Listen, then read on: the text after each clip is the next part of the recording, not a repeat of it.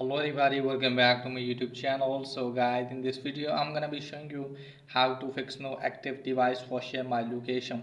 So guys, when you try to share your location with your friends on the iMessage and it's not working, it's showing that no active device, and I'll show you how can you fix it. So first of all guys, what you have to do is just simply have to close this page. Now after that guys, what you have to do is just simply have to open the settings.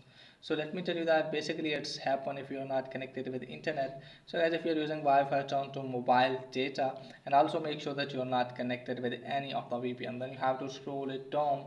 So from here you have to tap on privacy and security, tap on location services.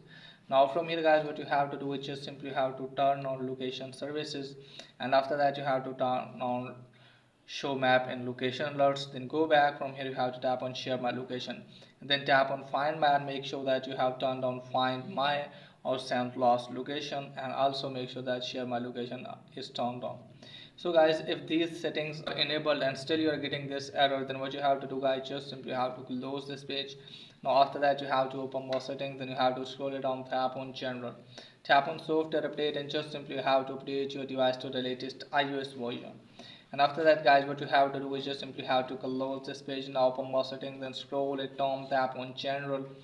From here you have to scroll it down, tap on transfer reset, tap on reset. Just simply have to reset your network setting, then close this page. Now after that you have to open those settings again, then scroll it down, then tap on privacy and security again.